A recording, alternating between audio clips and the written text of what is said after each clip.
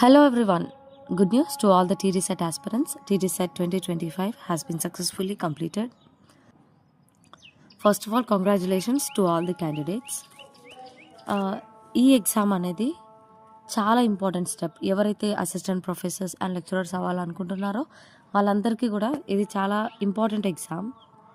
And ఈ exam రాసిన వాళ్ళందరూ కూడా అప్డేటెడ్గా ఉండాలి. దేని గురించి కీ ఎప్పుడు రిలీజ్ అవుతుంది, అండ్ ఆల్సో రిజల్ట్ ఎప్పుడు వస్తుంది, కట్ ఆఫ్ ఎంత ఉండొచ్చు, ఎంత ఉండబోతుంది, నేను ఎంతవరకు అటెంప్ట్ చేశాను అని వీటి గురించి ఎప్పుడు కూడా అఫీషియల్ వెబ్సైట్ని విజిట్ చేస్తూ ఉండండి. సో ఇప్పుడు what is our next step అంటే, మనం ఎగ్జామ్ రాసాం కాబట్టి మనందరం కూడా ఏం ఆలోచిస్తూ ఉంటాం, పేపర్ స్టాండర్డ్ ఏ విధంగా ఉంది, క్వాలిఫై అవుతానా లేదా అని ఆలోచిద్దాం.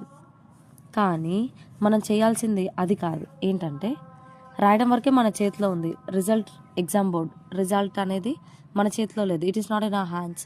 What ever may be the result, we are not going to change anything.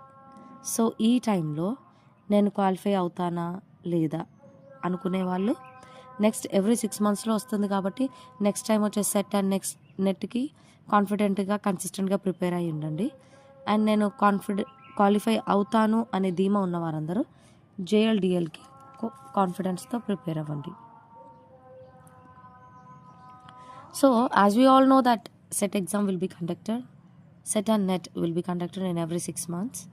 కానీ జేఎల్డిఎల్ అనేవి చాలా అరుదుగా వస్తాయి కాబట్టి క్వాలిఫై అవుతేనే చదువుతా అని అనుకుంటే అది కరెక్ట్ కాదు. చూడండి, శత్రువులు వచ్చినప్పుడు కత్తులు నూరడం కాదు, ముందే మనం ప్రిపేర్ అయ్యి ఉండాలి. ఒకసారి యూపీఎస్సీకి ప్రిపేర్ అయ్యే ఆస్పిరెంట్స్ని మీరు గమనించినట్టయితే వాళ్ళందరూ కూడా డిగ్రీ చదువుతూనే యూపీఎస్సీకి సైమల్టేనియస్గా ప్రిపేర్ అవుతుంటారు. అంతేగాని నా డిగ్రీ అయిపోలేదు కదా, నేను యూపీఎస్సీకి ఎలిజిబుల్ కాదు కదా, నా డిగ్రీ పాస్ అయ్యాక అప్పుడు చూద్దాం, డిగ్రీ అయిపోయినాక చూద్దాంలే అని ఇలా అనుకోరు. అది వాళ్ళ పర్సెప్షన్, వాళ్ళ కాన్ఫిడెన్స్, దాన్ని బట్టి వాళ్ళు ఆల్రెడీ అంటే ఏమంటారు, వాళ్ళకి తెలుసు, వాళ్ళు మెచ్యూర్గా ఉన్నారు, వాళ్ళకి తెలుసు కాబట్టి వాళ్ళు డిగ్రీతో పాటే కాన్ఫిడెంట్గా డిగ్రీ చదువుతూ యూపీఎస్సీకి ప్రిపేర్ అవుతున్నారు. గుర్తుంచుకోండి, సమయం అనేది ఒక అభయం.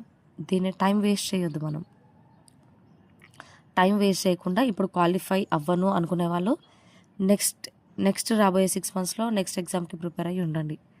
మన నెగిటివ్ పాయింట్స్ ఏంటి, మన లూప్స్ ఏంటి, అన్నీ మనం ఎక్కడ స్టక్ అయిపోయాం, ఎక్కడ తప్పు చేసాం, ఇవన్నీ రెక్టిఫై చేస్తూ మనం నేర్చుకోవాలి.